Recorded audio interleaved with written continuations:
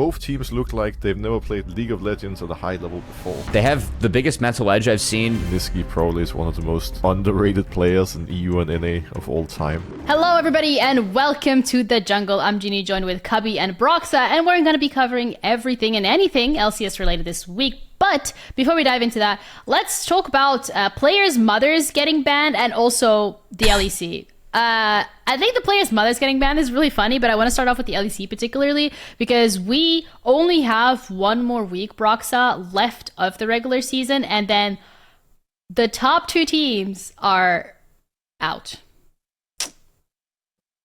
First, we need to speak of the elephant in the room. The top two teams. Are you going to be nice to me, Jeannie? I'm always nice to you. What do you mean? Broxah, you have your chance. I believe Yeah. Ginny said the top two teams are out. Oh, the bottom two teams. Yo, Cubby is fine. Don't worry. He's not even Broxah's too paying nice. attention. No, It's not Dark Broxah. no. still. Broxah said he was It's- gonna start a fist fight. I mean, Well, the top two teams being out, it's like, as of right now, SK and BDS. I mean, it's essentially a top three, those two in Fnatic. I wouldn't be surprised seeing them draw out soon enough. No offense. But anyways. Wow. Okay, you're being so nice to other teams. I think you know what. No. So, Go. what? No, just go. Okay. I think right now we're in a very interesting phase of the LEC where, sure, in the regular season we have a set like top four with SK, BDS, G2, and Fnatic. I think no iteration of SK in the past 8 years has proven that they have what it takes to really compete in playoffs. And we'll see if this one is different. But for now, I remain a little bit doubtful because I've just seen too many teams do really well in the regular season and then just fail when it actually mattered. They do have a veteran in this game, the mid lane, that might make a difference. We'll see. Fnatic, G2 are probably going to stay at the top. But yeah, I don't know. It's like even BDS, yeah. They're in an interesting position. They've always been the gatekeepers, right? The team that's just usually third or fourth, right behind G2 or Fnatic, but that can actually never really contest them, never really take the final step to compete. And then you got everybody else. So, I don't know. We did just see G2 and Fnatic the other day. I thought that was pretty cool. Yeah. In some Disappointing. way, in a different way, also very, very disappointing because I was excited about it, and it looked like it initially it could be a competitive match, but I don't know what's up with Fnatic and getting steamrolled by G2.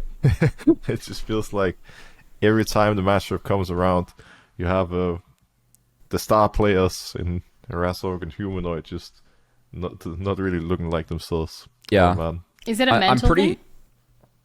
thing? I think it's mental. I mean, there's no way you go from looking as consistent as they have in all of the games to looking this horrible against G2 specifically, especially because G2 isn't even that scary right now. They look much weaker than they did at the Messiah.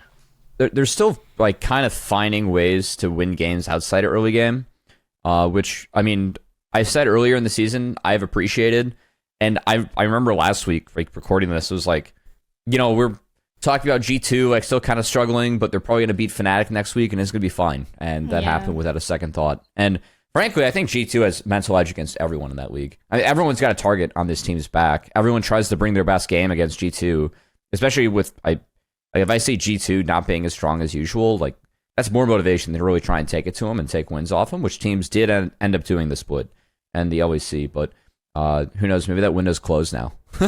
It's just gone, and G2's back to being at a level high enough for them where they are the best team in this league, and we know that G2 still have room to go. So I really think that they have the biggest mental edge I've seen like a team have on a league outside of historically like T1 have on the LEC or LCK. Honestly, like I don't see a team that's like as feared or as dominant as this G2 squad when it comes to like when they're in the lobby with the teams on the other side. So I go think ahead. I think it also needs to be kept in mind that they did lose 2 games pretty early into the split, but the only 2 losses they have are 40-plus minute games against BDS and SK Gaming, who are, you know, at the very top alongside Fnatic right now. But like the last 2 weeks, after getting more practice, they're still not the G2 we know, but they're definitely starting to, become more stable and dominant. And I'm not fully at the point yet where if they get a lead, I trust them to close it out cleanly. But I think soon we're gonna make it there, because again, like compared to all the other teams, they were the LEC team that got the least amount of time to practice after taking a short vacation after MSI. So naturally, they needed a little bit of extra time to get the ball rolling again too. Then that kind of brings me to the question of like the whole conversation that we've had about the LEC being like a one-team league where only one team, that's G2, is doing well. But now I feel like the quality to an extent has gotten a lot better when you're looking at teams like Fnatic, when you're looking at SK with their bot lane. I feel like BDS has found a different type of their identity with having upgrades to the champion pool that Adam is playing. They're playing more around Sheo. I feel like, yes, G2 is back and they're doing really well, but the LEC in general, when you're looking at the top of the table, let's ignore the rest. Let's look at the top of the table. It feels like it has gotten a lot better. I definitely think that's true. Like I think if you do look at the top 4 teams, all of them are playing pretty solid right now, and for the most part, when they get advantages, they know how to use it well, to rotate around the map and take towers and set up objective fights and all that, which leads to a pretty small amount of throws. I do think it's interesting how big the difference is between the top and bottom. That's a longer discussion, but I don't know. So, honestly, I kind of want to dive into that, Broxah, because when looking at the top versus the bottom, I see teams like MDK, who were second in a winter split and now are rounding out the bottom of the leaderboard. I see a team Heretics that I thought was actually quite competitive last split, along with Vitality, now really struggling and rounding out the bottom of the leaderboard. Do you think that this is other teams making, changes that have helped them catch up faster, or just catching up in general, like looking at BDS and SK? Or do you think that these teams like actually fell off and are just playing worse than they were playing last split?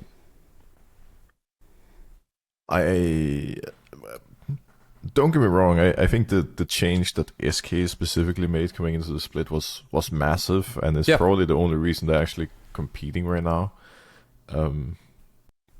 But I don't think the reason that these teams are so bad, just plain bad, is because they're very poor mechanically, or they don't know how to play matchups, or because they can't compete on an individual level, because most players on these bottom teams have shown at some point this year in any of the splits, like in recent memory, that they are actually really good and that they can compete against the best players in the league. A good example could be Heretics and Rogue that was played a couple of days ago. I had the honor, or dishonor, if that's even a word, pleasure of casting that match. Dishonor? What? That was I'm honored LEC allowed me to, but my eyes were in so much pain that I felt bad for them. It was a very interesting match. That's how people feel when they watch your solo queue games. If we look, if we look at the teams and players, Rogue 2022 summer won a split in the LEC, beating G2 and Fnatic. Rogue has a good bunch of LEC champions on their side. Heretics has 4 out of 5 LEC champions, with Yankers and one who went to the World Finals. All of the players have so much knowledge and experience. But what really made me feel like I was in torture having to analyze that game was the fact that both teams looked like they've never played League of Legends at a high level before. It was literally the game of no one understands how to utilize a lead and snowball. It was brutal. Like, me and Hysterics were casting, and at first we see Rogue with this big advantage, and they have this amazing scaling comp, but the game should pretty much be over. Yep. And then they have absolutely no idea what to do, so nothing happens for 10 minutes. Heretics gets a lead. Well, guess what? The same thing happens. They also have no idea what to do, and they're just taking turns throwing because we're not seeing them use their leads properly. I remember at one point in the game, I was actually complimenting Heretics And I was like, wow, you can really see these guys showing their experience. Like we're actually playing some good macro right now, being behind and getting picks and taking out towers and catching up. And the story just kept being the same. Every time I got faith, it felt like they let me down. And it's hard to pinpoint where exactly that comes from. I played on a few different teams myself where there was players with a lot of strong opinions, and it's difficult to get everybody on the same page. I think that's one of the beauty of having rosters that has a mix of veterans and rookies, because the rookies are a bit easier to mold and to get to do what you want, and you can quickly get people on the same page. Because I think usually if you are to go for, or if you follow a bad call and you do it as 5, it's better than following a good call but then having everybody be on different pages and do a bunch of silly things. So it could be just having too many strong opinions, making it difficult for them to make the decisions in time and delaying all their thought process in place. It could be a coaching issue. Like, I'm going to be honest, I think if you're a coach and you see this, I genuinely don't know how you can accept it. Like, how can you live with yourself? Like, how this is a result of your coaching. It would oh, we're renaming the podcast to Broxah flaming the LEC. So I want to really quickly, sorry Cubby, just like, because you go like, where does this come from? Like, that is a question that I asked Finn during the interview after they won against Heretics. I'm like, you guys have leads and then you piss it down the toilet and then you get the lead again and then you piss it away again. And Finn said that they're very much in their own heads because they know that they have gotten 9th 2 splits in a row. They're currently on the brink of getting 9th again for a 3rd split in the row. They want to make it to playoffs. So when they get a lead, they don't want to throw it away. So they don't want to be too over aggressive. So they question everything 3, 4, 5 times before they actually decide to pull the trigger, and then they don't get the snowball effect going with the lead that they have. And I think that is also, I guess that then comes into the coaching thing, but maybe not necessarily into the coaching of like in game and how your players go, but rather like sports psychology of get out of your own head and just go in there and do it.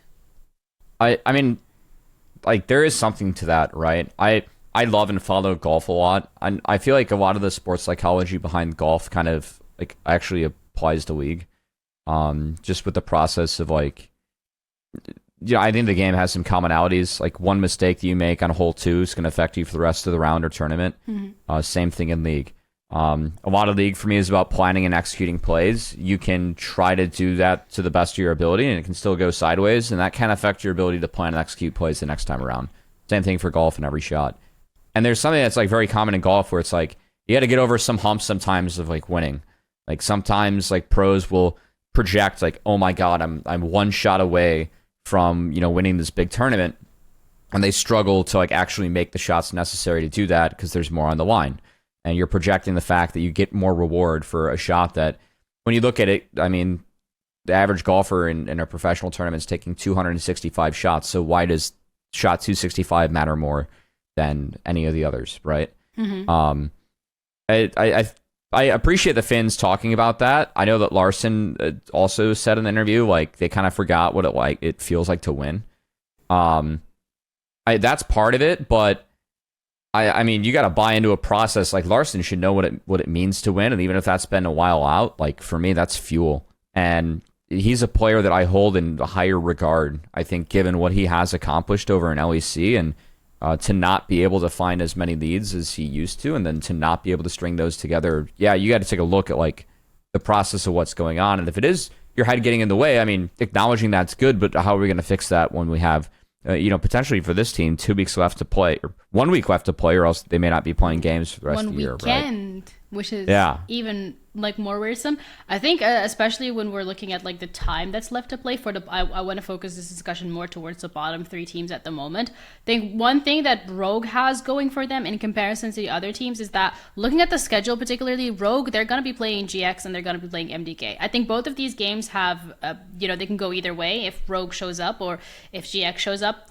Either way, I think there is a possibility for them to actually make it out. But then you look at Vitality, they have to play G2 and they have to play SK. That is really concerning. Heretics have to play G2 and they have to play Fnatic. Yeah, that's crazy. And MDK Poor have Heretics to play fan.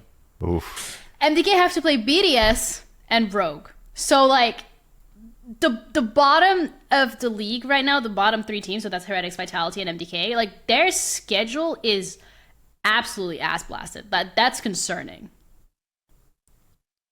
I think for all these teams, it's like in theory they can actually make it, but with G2 and Fnatic, no, and I SK? mean it's not impossible. Even it's not impossible. I'm always gonna be, trying to have an optimistic point of view. I know He says after flaming everyone for like 5 minutes. I flamed them pretty hard. Let's be the real. Flames deserved.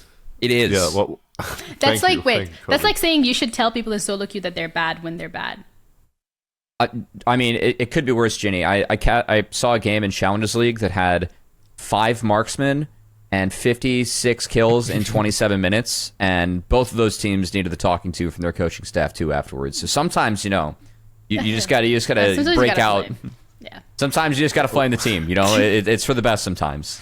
Wow. So, I've also been on a hard losing team where everything felt doomed. I'm getting CLG flashbacks right now. That was a very interesting situation for me because I'd been pretty fortunate before that, just playing for Fnatic and Team Liquid, where we were almost destined to be one of the at least top 3 teams, right? But on that CLG lineup, similarly to these teams, in theory we actually had a really good lineup. We had good players, and I think there was a lot of potential, but it just never really clicked. And on top of that, we all had different ways of wanting to play the game because we were all veterans, and we just never really came to a conclusion on how to play the game, and just didn't get on the same page up until like the last 2 weeks or whatever, when it was already too late. But it made such a big difference, and I think that's what you need to keep in mind. I mean, that's the job of the coaches, essentially. It doesn't really matter so much like exactly how you're drafting or who you're playing around or how you approach the game.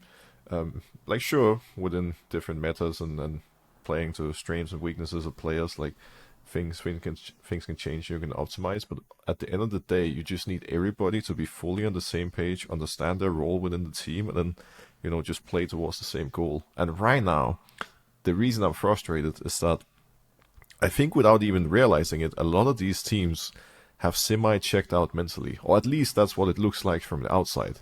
It's like I would feel the same way watching CLG play in 2021. Like we were a lifeless team.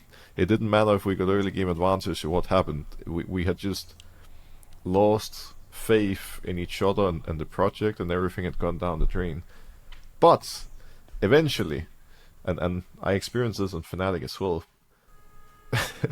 it would take literally somebody from the management or coach to scream at us and like just get everybody to wake up. No. To get everybody to wake up from the delusion and have like a really deep, serious team talk, realizing that you have nothing to lose anymore.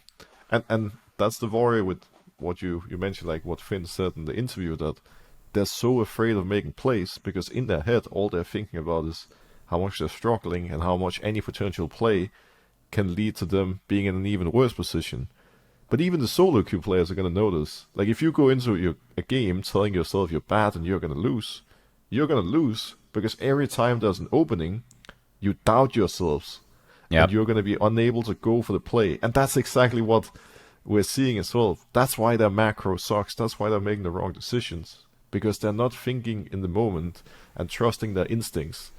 And you can't, have doubt even for a couple of seconds. Then it's going to be too late to react.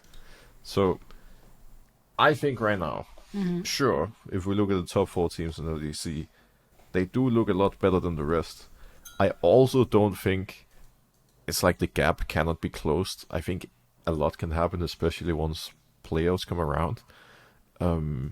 Sure, teams like Fnatic and G2 at that point in time might look slightly stronger than the rest, and a BDS shouldn't be underestimated. Even SK will continue surprising, but I don't know. I have faith. Like sometimes you just need that one thing clicking, and then the team magically is going to start looking a lot better. Do you then think that looking at the bottom 3 teams here, keeping the discussion focused on them, that these teams may not necessarily be the bottom three, do you think that other teams should be in there? Because they are currently on the brink. Well, Vitality and Mad Lions are currently on the brink of.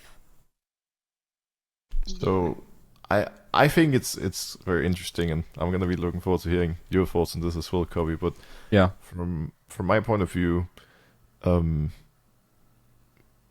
teams like Heretics, Vitality, and Mad Lions look like they've completely forgotten how to play as a team. Like, I think all those 5 players have players that are really, really, or 5 teams have 5 players that are really, really good individually, Yeah.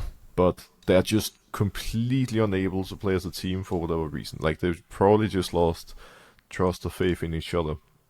I think Rogue may have some of that, but the way they've been drafting recently, it's like they're a top LCK team. Like, they're picking Karthus jungle and Nidalee jungle, and they keep drafting Ezreal and whatnot. I think Ivern is actually pretty easy. Yeah, they realized that Karthus isn't working.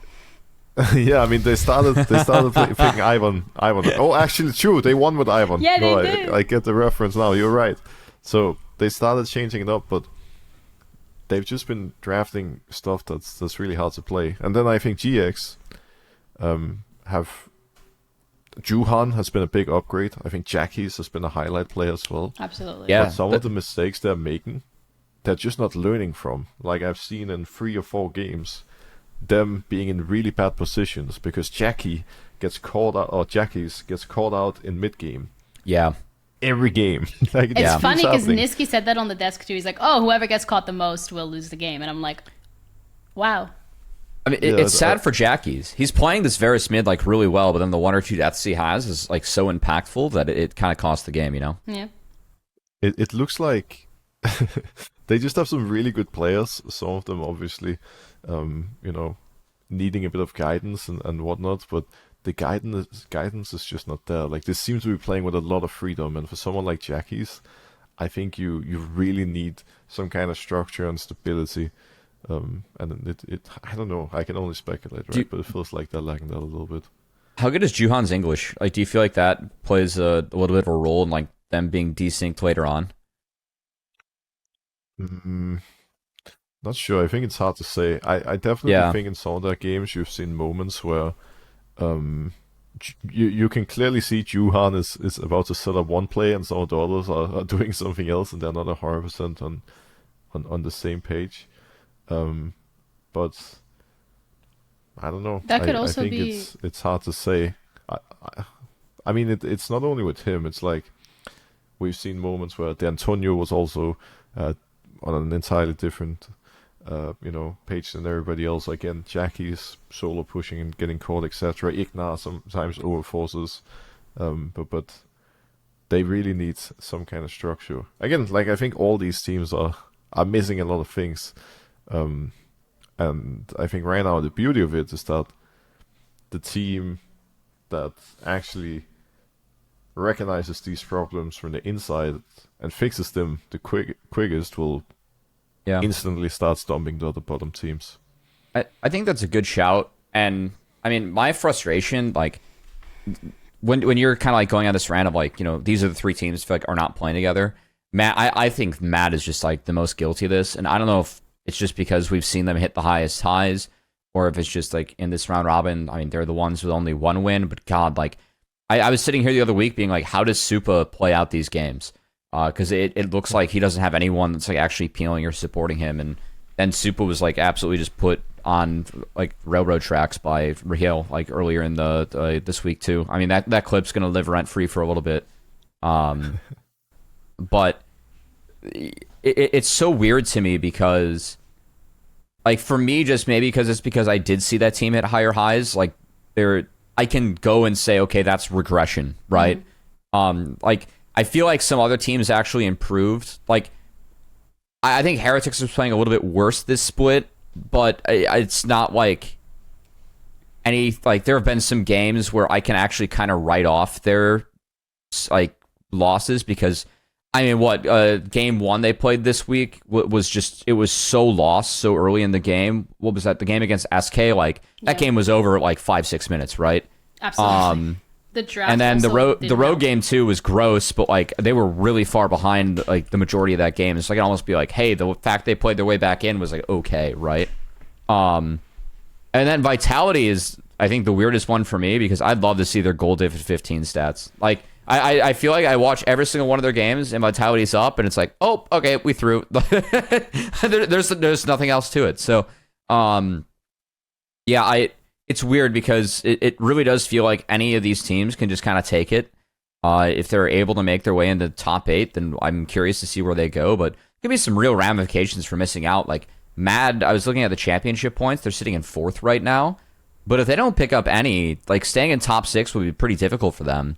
Because in summer, you get more points. So if the right team's top 4, I mean, Mad realistically could actually have trouble even making it to the end of the year championship or season finals. So I think it's really tricky. Yep.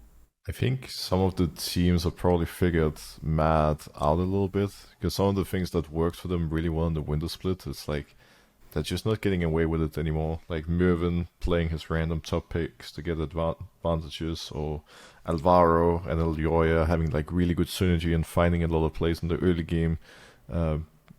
It's like Super being a good late game team fighter is also just not enough to cut it anymore, right? And I think if you, from a preparation point of view, go into this team, it's pretty straightforward. Like you just need a safe top laner that can play into all of Merwyn's random picks, which he's not even going anymore. Yeah. And you keep an eye on their mid, or not their mid, sorry, their jungle and their support when they're missing. You make sure you have good scaling so you don't lose in team fights. And then who's going to carry the early game? I think that's one of the problems that this team has. It's one of the same problems that teams like Rogue and Heretics has. Which one of these players brings some kind of X factor, like in the sense of who's going to play aggressive and surprise you and do something crazy to give you an early game advantage? They don't really have anyone. Like, and that's the issue. I think it's something teams tend to forget at times when they build these lineups, that sure, it's good to have a lot of players that are very, very strong in team fights and whatnot, but you also need somebody who can bring some aggression and chaos to get you to that point to begin with. I think that's the beauty of a team like Vitality, which, sure, it's very questionable because they are making a lot of random mistakes in times, but at the very least they're not as predictable with players like Kasi and Huli who will at the very least try to make things happen. Yeah. So I just checked Vitality's gold diff at 15 stats. They're leading the LEC in gold diff at 15.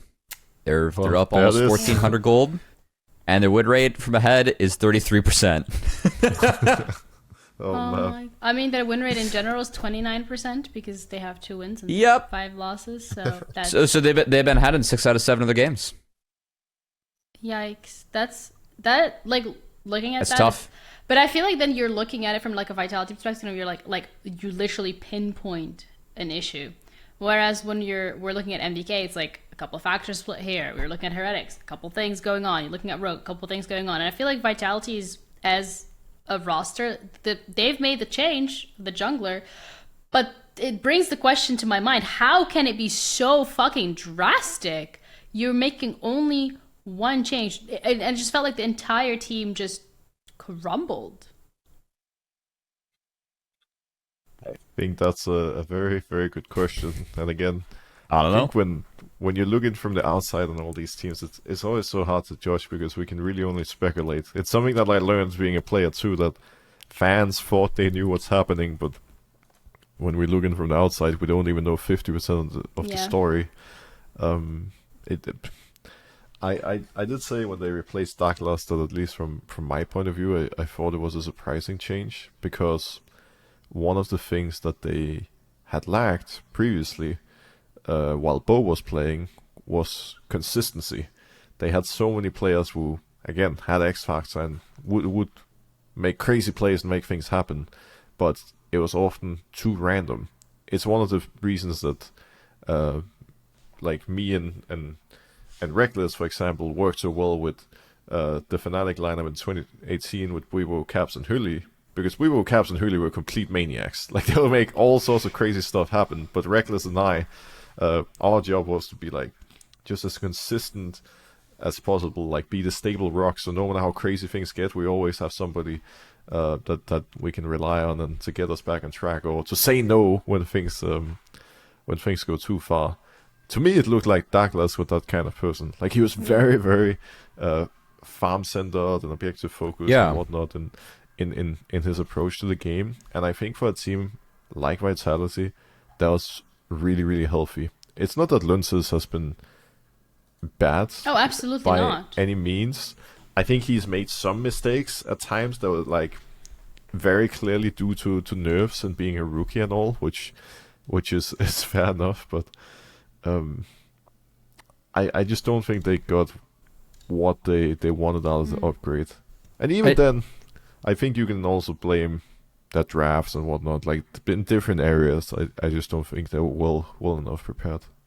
I'm kind of with you. Like, it feels like the move to get Linksys was like, it's just the coaches wanted them for a while, right?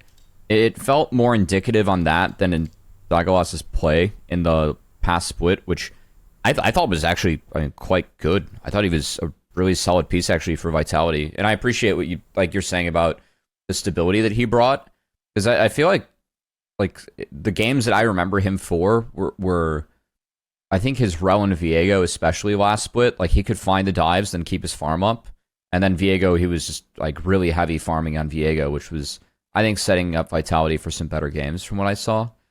And I can't really tell you like stylistically where Linksys fits in, and it's not like that's a need from a jungler, but at least you did have someone that had a style where it kind of feels like in this meta, like we're just playing what the meta is and it's going fine. Whereas I could tell you what like Douglas's like flair, or if he was faced with an opportunity, what his tendencies would be. And it's interesting that I think Vitality, I think that's a good point. Like, in a way, they kind of lost some of their identity just because they swapped out a player that actually had some identity to them. And I think you're right in saying that actually brought some balance to the team. But it's also really difficult for a rookie to come in like the end of the year. You're having summer splits, which has literally 4 weekends. Like, it's not even like a week, it's weekends. And then you're like, okay, here you go do your thing. You have the break between spring to summer to like actually make it all happen. I think that makes it also like time is obviously something that we always talk about and something that players need, and that is something that a player like Linksys is going to need if they want to show off their flair, because clearly there is something there that the Vitality coaches saw in him, because it was a huge thing to bring him up into the LEC for Vitality. So hopefully we get to see it this week, because their opponents, SK G2, I think we already touched upon that, and that is going to be like a little bit of a difficult one from the side of Vitality. But also then want to flip that more towards SK and G2, because SK and G2 are obviously also going to be playing there towards the top. We've already highlighted SK and how well they've been doing with the changes in the bot lane. Is there any team in particular, Broxah, that when you look at them, they blew your expectations out of the water in a positive way? Like, I want you to praise somebody, not flame them. If you can do that, you know, like if it's not too much to ask. Might be tough. You might have to like and subscribe to find out. You know. Well, actually true. That's so. Medic's not here yet. Someone's got to cover it, right? Yeah. Shout out to Medic. Getting the job done. Yeah. I mean, I think if you have to shout out someone specifically, the split that really exceeds expectations, it's SK spot lane. Like, I or anyone else from that matter couldn't have known exactly what Rahel and Luan were gonna bring to this team. Sure, you can speculate and all, but truthfully, like, we've seen so many imports coming into the LEC over the years, and it's actually rare that they look, you know, legitimately much better than whatever players you could grab from the top tier ERL teams. But these two are like, they're actually cracked. Like, it feels like whenever Rahel and Luan play, even though they're still at the stage where I'm sure their English and whatnot is not fully on point, and there's a lot of improvement that can be done in that regard. Like, they're not only super dominant as a bot lane, but they're also very well integrated into the team already. Like, I think usually if you are to grab a player who's not super comfortable with the language, the easiest roles to swap are AD carry and top lane, because they're rarely the most vocal players, and you can kind of plug them in and they can just follow everybody else. But Luan as a support, like, that is one of the most important roles in terms of setting up the map and making plans and whatnot. Like, it looks like he's just generally where he needs to be, and he has really good synergy with both Niski and Ismail, really. And again, we're only a couple of weeks in, so imagine what these guys can look like if they get to scale further into the year. Of course, that will require them doing well in playoffs and being at season finals and all that, but I'm very hopeful. I mean, I feel like they're the standouts of the split, right? Like, we were talking about SK, I remember earlier on in this podcast, like, man, like, Irrelevant's really good. We almost want to see him on a different team. Like, Exakik and Dawson need to step up for this team, and they ended up finally making the swap after giving them some time. And I mean, these two have been really good, but I also think that they're actually coming into a pretty decent situation. Like, Irrelevant, Niski, and Isma did have a style that SK played. And I think one of Niski's greatest strengths throughout his time as a player is the fact that we always know that Niski will look to play make and look to play map, and regardless if the plays go well or not, he can find winning angles and timers. He gives you edge in how he plays the map, right? I feel like that's always been Niski's strength and what he does with his pressure, and how that also affects his jungler. As you know, he's kind of known as the jungle whisperer. Like, you like playing jungle for Niski. And so when you already have somewhat of that identity where your top laner is considered stronger than where you're at in the standings, you have a mid jungle that has an identity that is more so playing for the team. If you do get a bot lane that ends up smurfing the way that these guys have, that sounds like a pretty good situation for a smurfing bot lane to be in, right? So I think that, like, for SK, it really was all the pieces kind of came together. And I think that, you know, the bot lane deserved their flowers because they've played great, but I also think that SK brought them into a decent situation. It's been nice to see the three members that stuck around also, I feel like, step up and have a really good start to this split so far, where they're looking to have a really good seed moving into playoffs. Yeah, I think, like, the SK ball lane particularly is a conversation that we've had on every single episode, where we went from, like, oh, what are they going to bring to the table? So, okay, they're pretty good. Is this like a honeymoon stage? They're like, okay, like, right now this is legit. And I think going as well into playoffs, because they have already locked themselves, considering they have 6 wins on the board. The best of series, to me, then brings the question of how are they going to be performing in those? I mean, Swiffer already giving us a bit of an insight. They're used to it.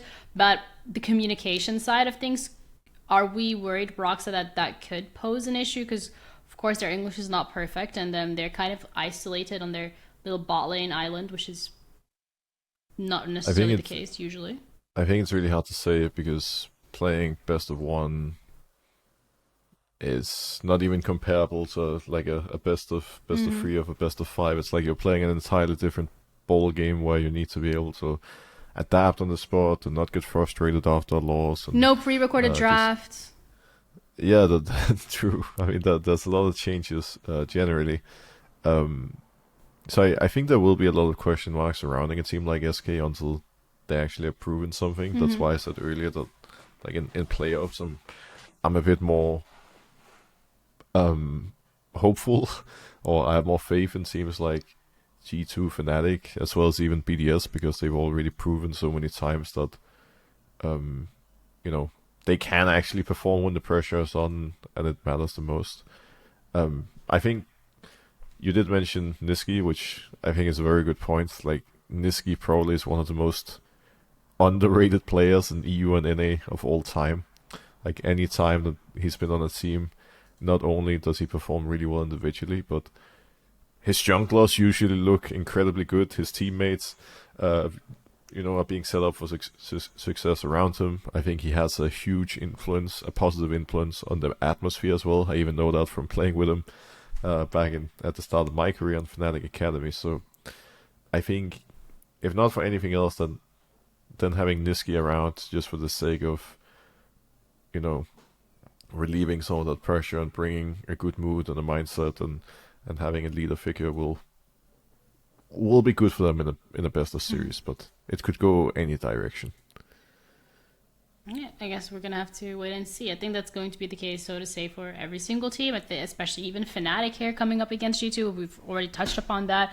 The fact that they're coming into this the favorites, and then it's just a bit of a mental boom. And we all know that Fnatic, to an extent, is a emotion kind of driven team. They've said it themselves in interviews as well. When we do well, we do well, and when shit hits the fan, shit hits the fan. Not verbatim, word for word, they said, but yeah, I'm just like translating. And I think going into playoffs, going into best of series, again, it's gonna be a lot of question marks surrounding every team, I feel like, to an extent, except G2, because G2 have proven themselves time and time again. And I feel Cubby, like, even when they were kind of low-key doing a big oopsie poopsie, you're still like, G2, let's go. They're just the boss of the league, But before we wrap, I'm kind of curious. What are the two teams what two teams we're going to say goodbye to heading into the playoffs? Who's not making it? I think MDK I is think not for making me, it. I think for me, it's like I might be Heretics and Mad, which is funny, just given that they're the two Spanish teams. But I think so. Mad's behind a game, and Heretics playing Fnatic and G2 is not inspiring confidence for me, Broxah. I would agree. I mean, even just excluding the scheduling part of it all. Yeah. Mad Lions look completely mental boomed, and they're going to need someone to really have one hell of a serious speech for them and bring some life back into them for them to start functioning again. I highly doubt that's going to happen. Like, they just look too mental boomed. And then I think we've seen signs of life from all the other bottom teams except Heretics. Like, again, I think, especially knowing what players on the Heretics lineup, they're just so depressing to watch. Like, it's actually depressing. They've lost 3 games in a row now, and it's not like they've actually played top teams. Like, they lost to Rogue and Vitality, and then they did have a loss to SK as well, but it just feels like they're not fighting back. Like, they're just not fighting back. They don't have any pressure, and even if they get an advantage, they have no idea how to play from ahead. So, yeah, Mad and Heretics, I think, are both gone. Shit. Sounds like you're saying cameraman POV, but in a very nice, well thought through, analytical way. I respect. I mean, it is a podcast, right? You got to get as many words in as you possibly can. The cameraman POV seems to be a little bit what we're seeing. To be fair, not just from Heretics, like, we saw that from Rogue as well, but we've already touched upon that. We've already flamed them. Well, not we. Broxah has already flamed them. You can flame. If I flame, I'm gonna get. Well, you bully me, and then I need to get the anger out of my system. Oh, so it's my fault. It's actually your fault. I never bully you. What? You told me you wanted to fucking get into a fist fight. Damn. I'd get sued for child abuse if I do that to you. Like, I gotta take it easy. You usually treat me like I'm some kind of a grandpa, and now you call me a child. Wait, you're not a grandpa? The consistency here, Brox, is not in your favor. You could poke holes in this if you want to continue. You could if you want to continue. Or we could talk about the LCS, and you can like and subscribe to see more of this feud in the future.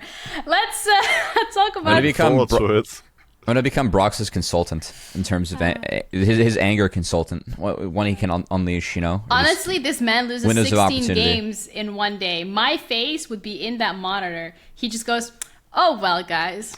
Let's go next. Elo check. Yeah, no, we're not going to talk about my Elo. Why are we Elo checking? Nobody cares about that. But people do care about the LCS because, it is the LCS. Yay! Go NA! Go. Y'all still got bent over by EU, but let's go NA.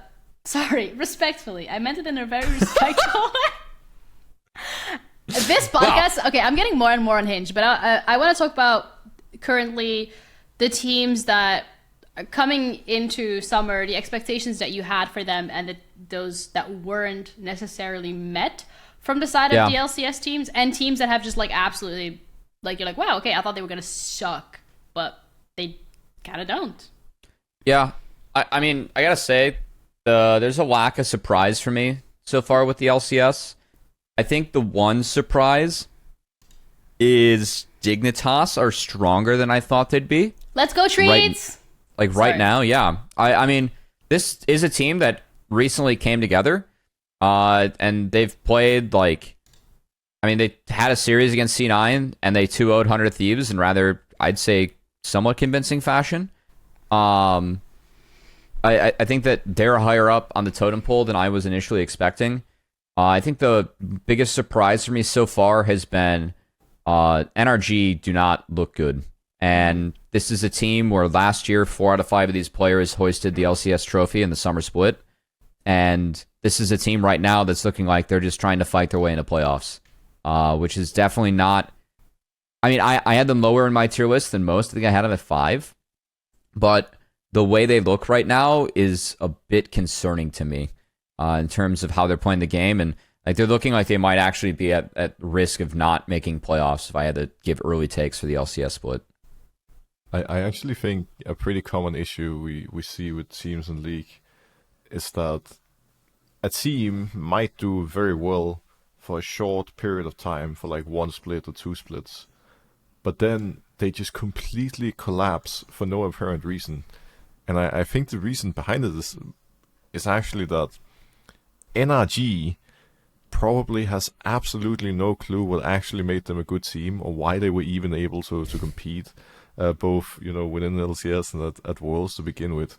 Like that, there's just no way they should be collapsing to this extent. And it's something we see in Europe all the time as well. Like Rogue could be an example. Not so long ago, they won a split. Now they're absolutely terrible, and they're just destined to be at the bottom of a split. So happy we didn't ask Finn to be a guest today.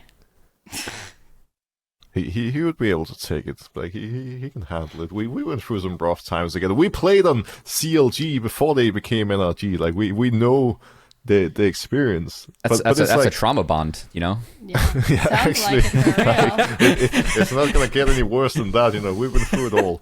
But no, but I think initially these teams can sometimes have some kind of a honeymoon phase where everything just works out nicely and the sunshine and rainbows, and for a team like NRG, I think to an extent that did seem to be the case. Like they had some bumps in the road, but every time they would make some clear, pretty streamlined changes that just made them better and better, and the honeymoon phase kept repeating itself. But now, man,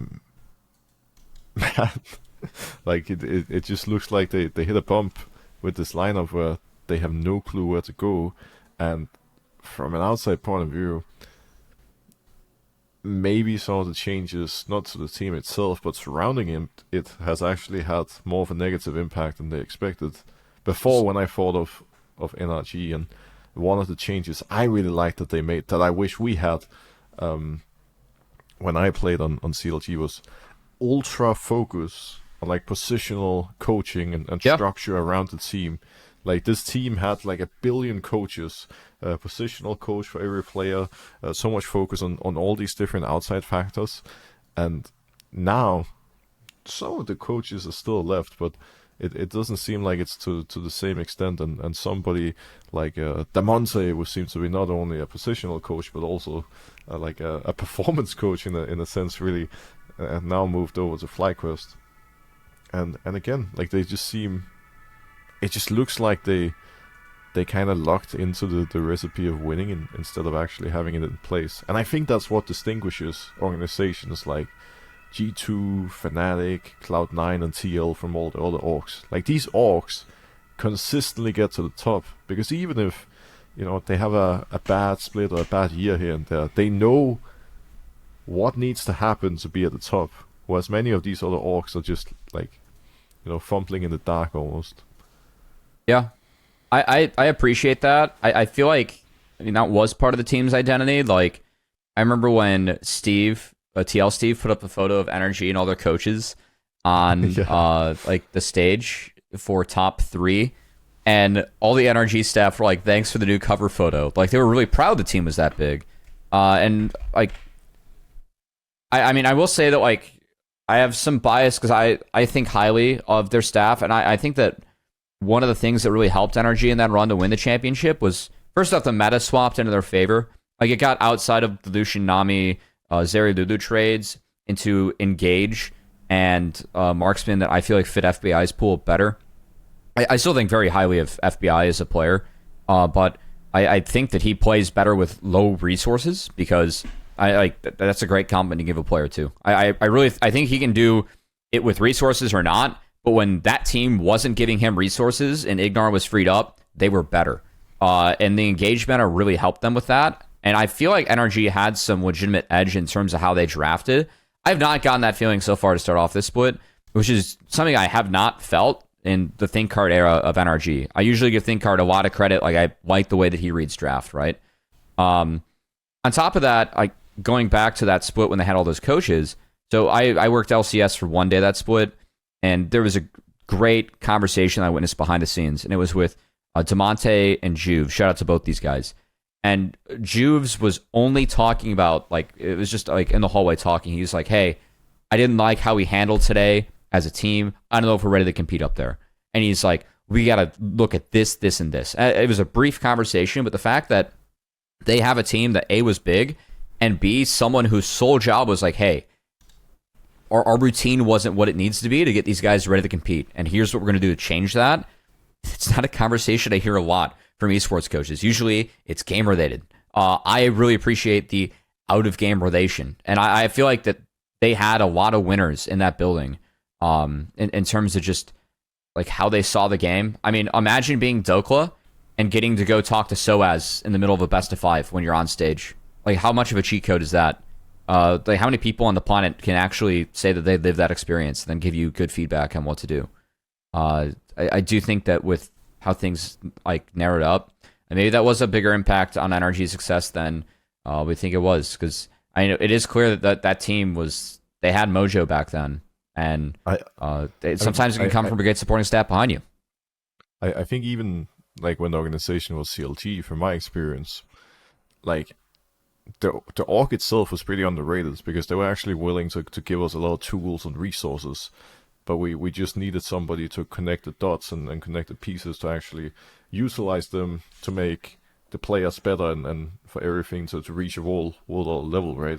And it seems like they got that formula down and they learned from the mistakes that happened in the CLG iteration that I was part of.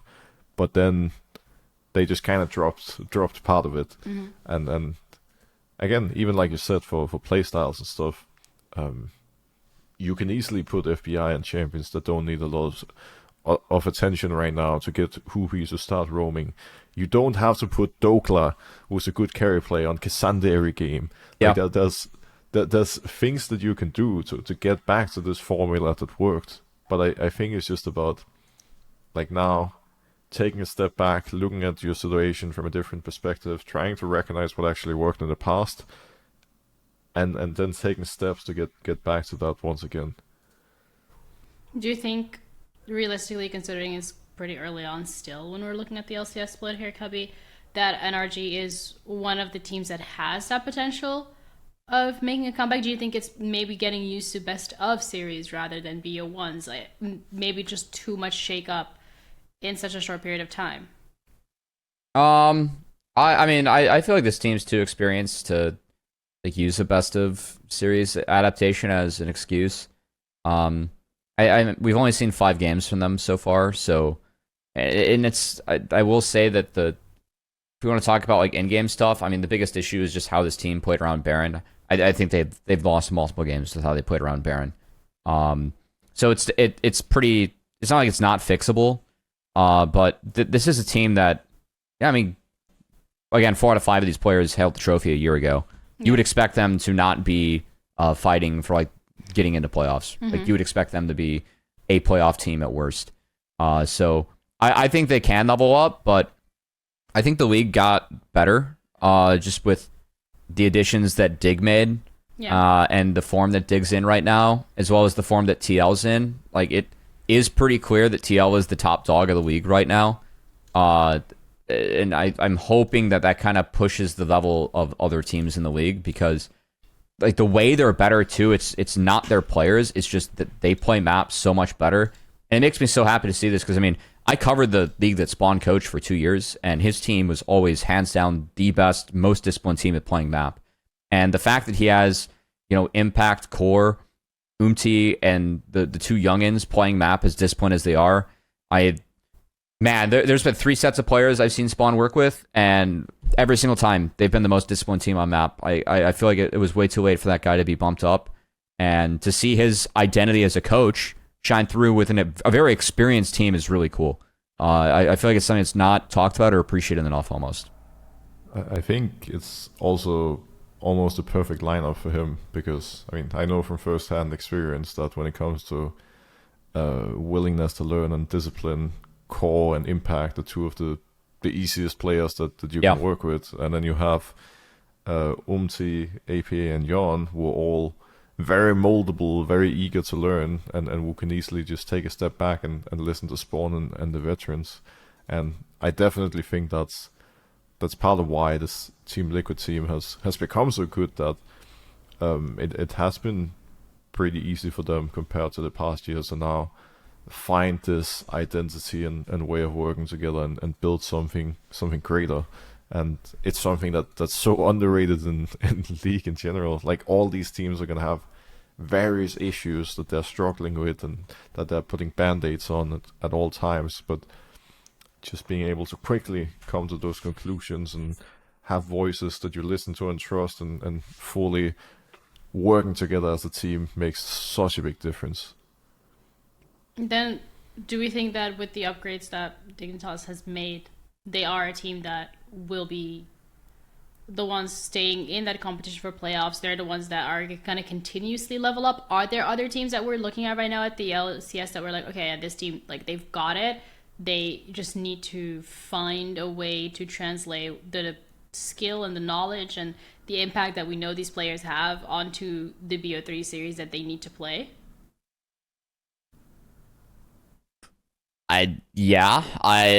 Somewhat. I don't know. Two-team region, let's go. Yeah, I don't know. That's a tricky one. Yeah.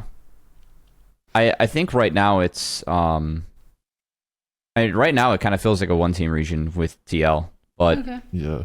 I think that Flyquest and C9, like, if you had to ask me who makes Worlds, I still think it's those 2. It's just the question is, like, can Dig compete or break that, right? Mm-hmm.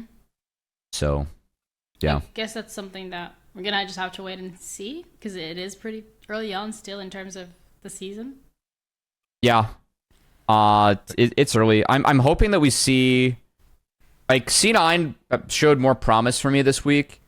I thought their Baron deploys, despite their win against Dignitas week 1, were, like, quite poor. And Dig felt like they were winning that series for a longer time than C9. Whereas C9 won, like, in very dominant fashion against an Immortals team that's getting more respect. Mm-hmm. And yeah, I like, that gave me a little bit of hope. And I know the FlyQuest is still having some issues on stage, but gut feeling still says that FlyQuest is a favorite to make Worlds. So right. I'm not concerned about them. I also have a lot more faith in C9 now that they got repoed again, because similar to Spawn, he's just gonna rule this team with more of an iron fist, or like more of a traditional sports approach almost. I think having somebody who just brute forces the team to do what they want and bring that perspective is really big, and it's already made a huge difference in how C9 plays. I feel like, even though they're obviously not perfect yet. I mean, we're also pretty early into the split, and I think for me both FlyQuest and Dignitas are kind of question marks or wildcards almost. I feel like FlyQuest throughout the year so far we've seen having very high highs and very low lows already. Yeah. Mm-hmm. And I think Dignitas could very well become the exact same type of team, really. Like, I think both of these teams are pretty packed in terms of strong individual players and talent.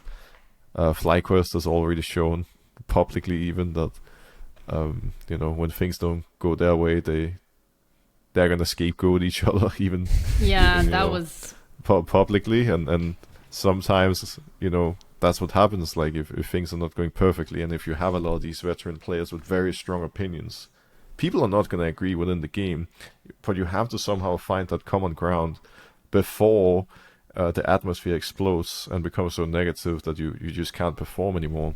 And I think both of these two teams could go either direction. Like, they could level up and become a team that even contests, for the trophy with Team Liquid, or they can be so disaligned that everything just starts falling apart.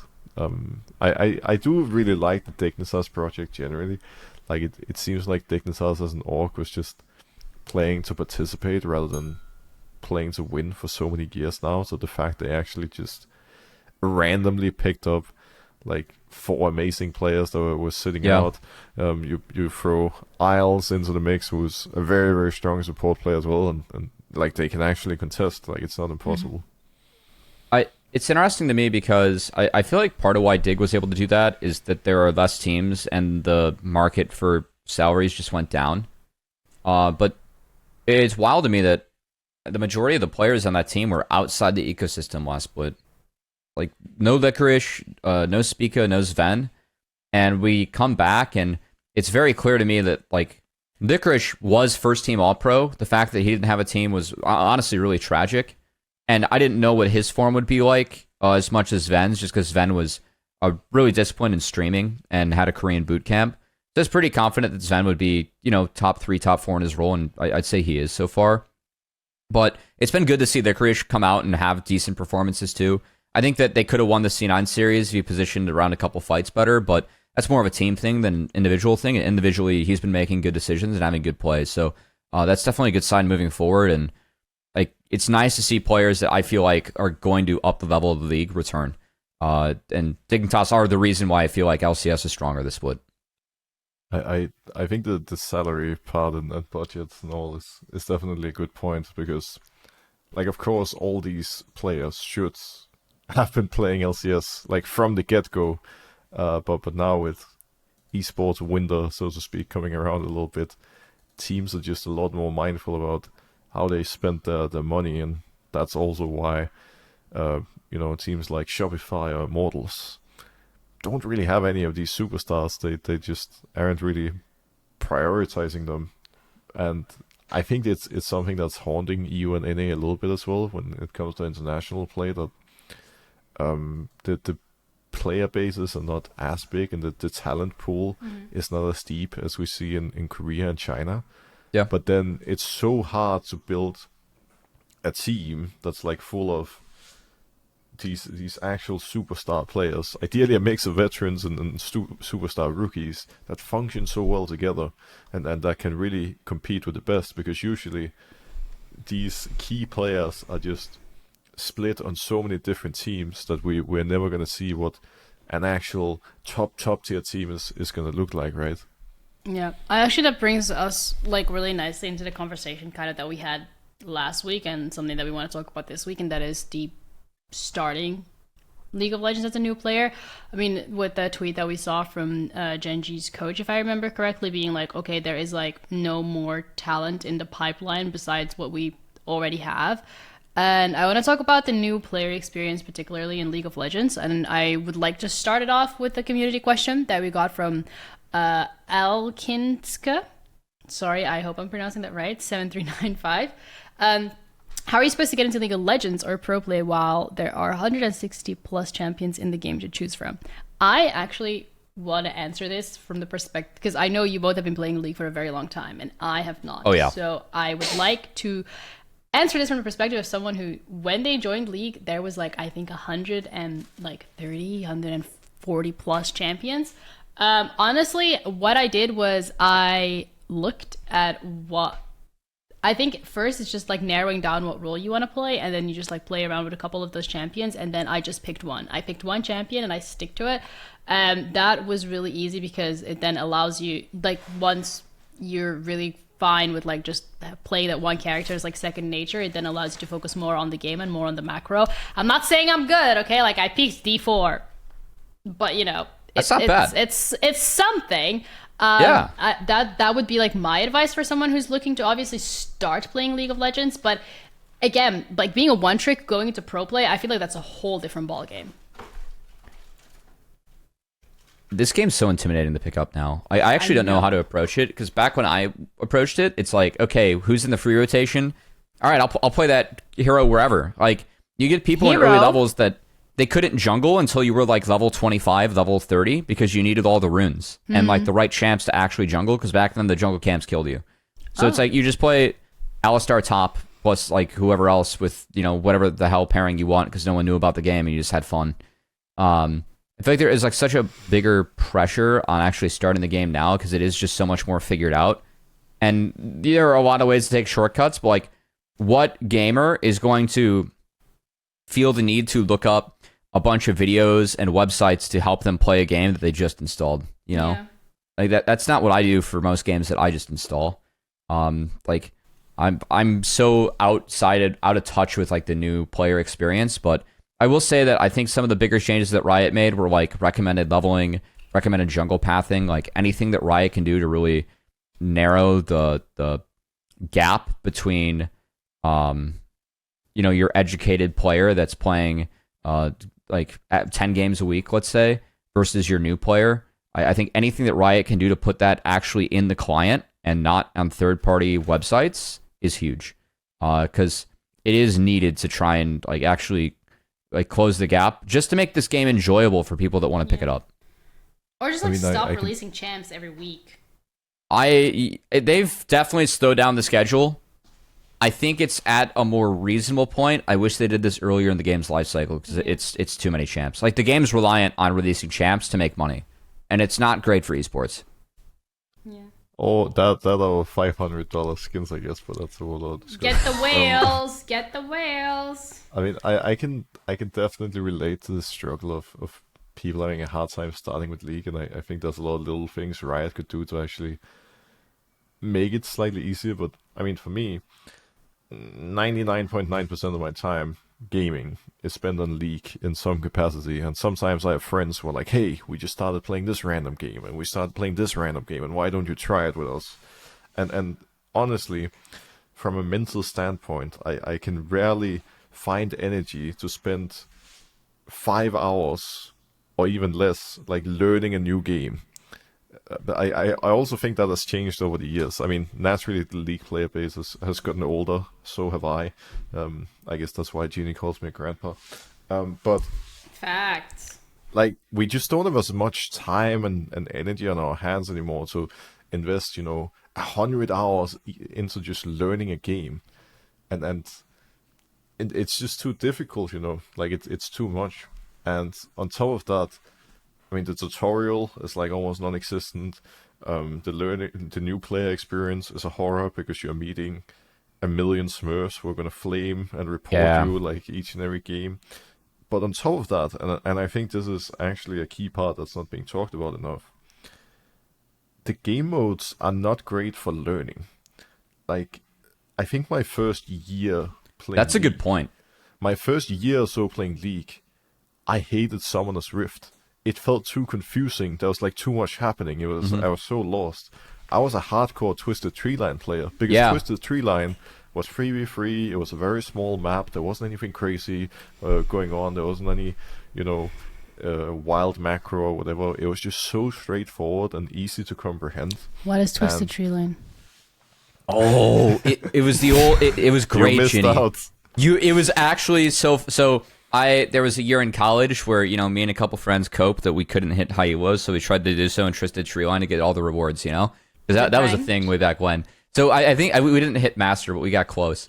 That map was really fun, actually. There were some strats that were like super OP, but I think that's a great call from Broxah, because like ARAM is not real. ARAM like, you don't actually have to make choices about the game that are relevant when you actually play the game, which is Summoner's Rift.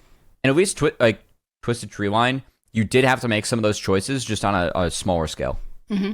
Yeah, I think we need some beginner-friendly or noob. That's a good point. Like, I think Twisted Treeline still had like the basics of League, but it was easier to comprehend and understand what was happening. I think there was a game mode like Dominion that was like a bit skewed in terms of like champion and item strength, but it also led to you just randomly being able to pop off. Whereas on Summoner's Rift, it's super stressful because the map is so big and there's so many things happening and decisions you have to make at all times, which is impossible when there's 160 plus champions and you don't even know what 90% of them do. And then in ARAM, it's a similar problem with so many champions, but there's constant team fights with all these abilities, and you still don't understand what's happening, right? So I think that's definitely something that made a big difference for me back in the day. Like back then, there was only like 40 champions. I was already overwhelmed, but at least the map was easy. Like I legitimately think by the time I hit level 30, which took more than twice as long at the time, I had played Summoner's Rift once, and I never played it again after. It was just too stressful for me. So I can relate to the feelings. I also think as a newer player, or like someone who's not like living, breathing, dying League of Legends 24/7, like when you come back, that sounds healthy.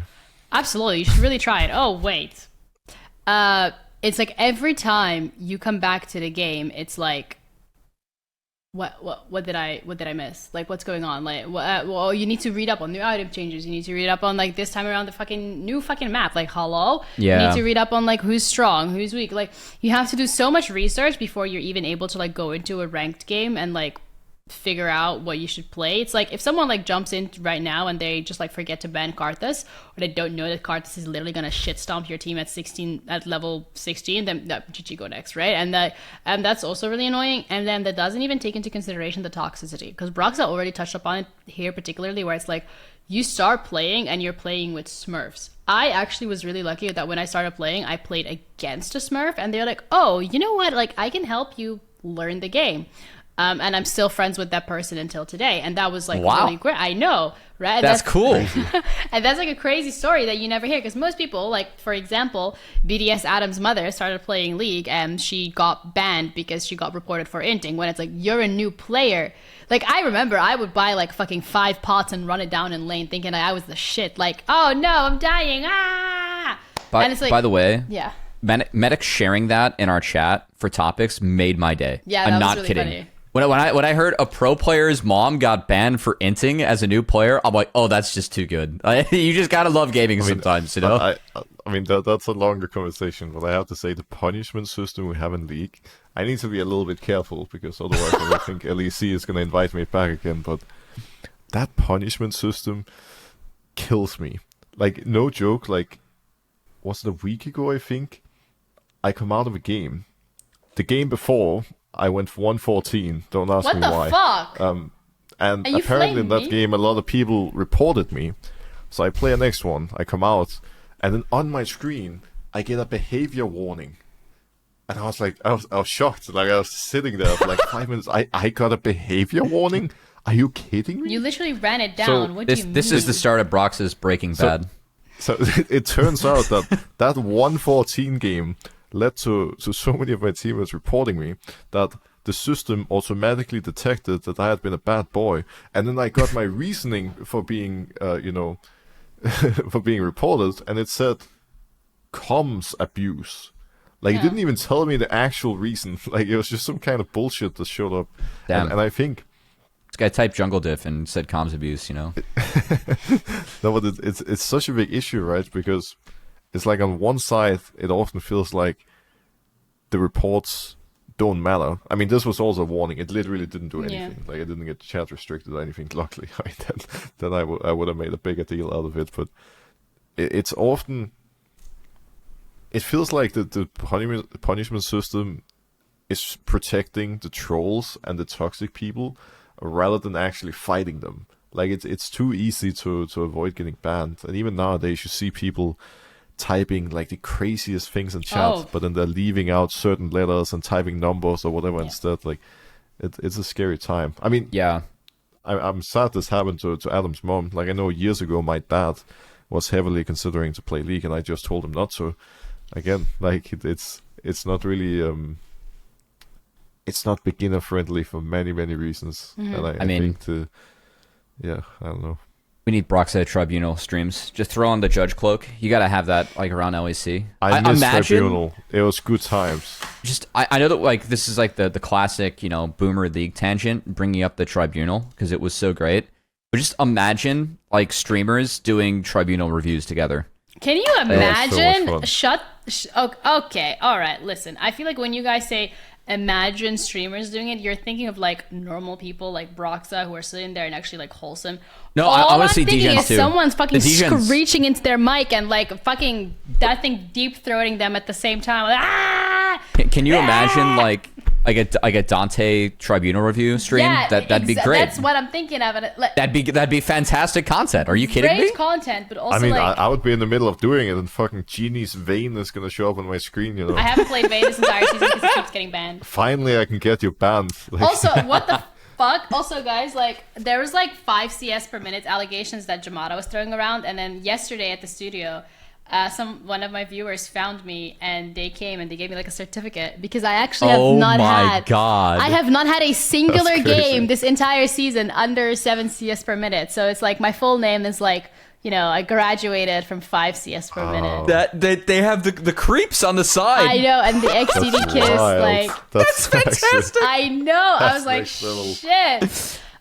But I think as well, like that is also like highlights Frame how it. holes. Absolutely, it's a fucking certificate. It also like it They really actually highlights. celebrated you promoting to silver. What a moment! Wait, Are sorry, you? what? You are on silver, No, right? no, Emerald? no. far? I demoted. Too far? I demoted Oh. from Emerald to Plat 4. I was like, okay, no, but that's also something where it's like you have just. Like I like sometimes just go on like 5 games in a row where you're like that drawing like the short end of the stick and you have people running it down on purpose for multiple games in a row, and like how is that like an enjoyable session? Like you play games because you want to relax, but instead you get people fucking shitting on you, well, shitting on themselves by running it down, and that then shits on you because you lose LP. Yeah. And I mean, what do you do about it? You report them and then what? They get a warning like Broxah go 114. I would have reported you 400 times for that. I used to pick fights with my I won teammates. that game. I'm just saying, I won the game. That's the crazy Oh. You part. don't deserve to win that game. Like I didn't run it down to the point we lost. I actually. The one kill was dying big. a lot, but we won. Yeah. He got gapped astronomically high. Yeah. It's I appreciate that like League is competitive. I think it makes the game fun, but there are ways to be competitive or not. I know that my way of using I used to be competitive is I just flame the shit out of anyone on my team that AFK'd and just call them losers. Say, oh, so you're just like a quitter? It's like, would you quit your job early if you weren't play winning? League. You know? We're all League players. We're all losers. Like, are you telling me you started playing League because everything in your life is going perfectly fine? And you're like, oh my god, this cute little new shiny game. Install. No, Oh, you're I- fucking sad I and just- depressed. Actually, I did. That was how I started. Concerning. That's how I'd cope with like losing the games myself. You know how awesome it is to like be down like 10 to 26 and your teammate quits and you just be like lose like a fucking man. You know, like actually go out there and try and lose because you're worse.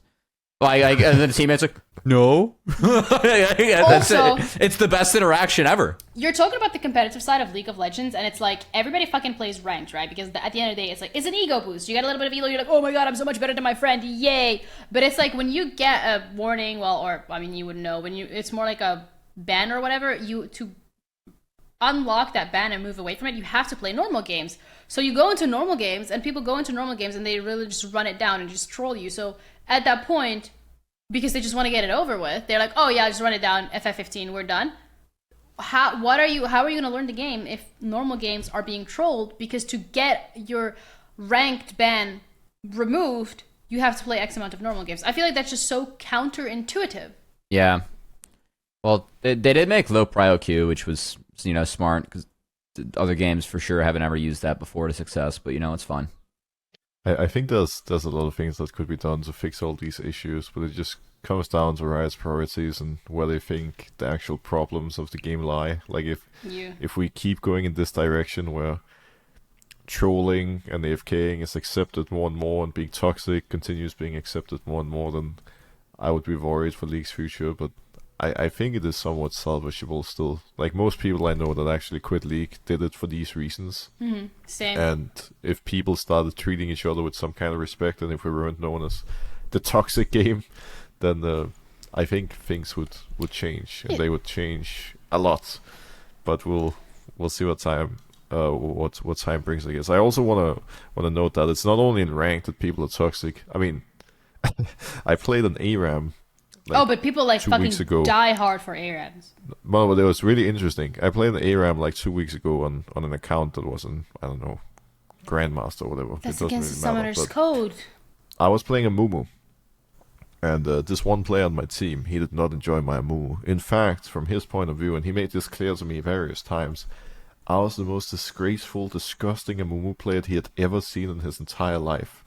And I was just sitting there thinking like, wow, if this kid tells me all these things, imagine how he treats his other teammates that are actually in bronze, you know. Like it was brutal. But yeah, I mean, I'm sure he's still playing and enjoying life and cyberbullying people now. Enjoying so life is a stretch. I feel like people who are happy with themselves and happy with their lives don't necessarily go online and flame other people for like no reason. True.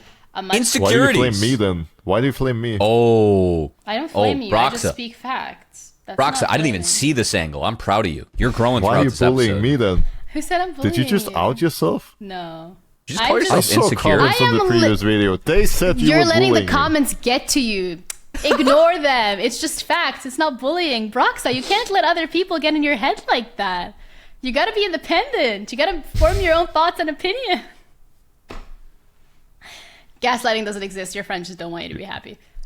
You can't get out of this one. I got No, you. I just want to talk about the It's whole... literally recorded right here. I want to no talk going about how back. wholesome the League community is because, like, yeah, you get told to, like, buy a rope and, you know, IRL.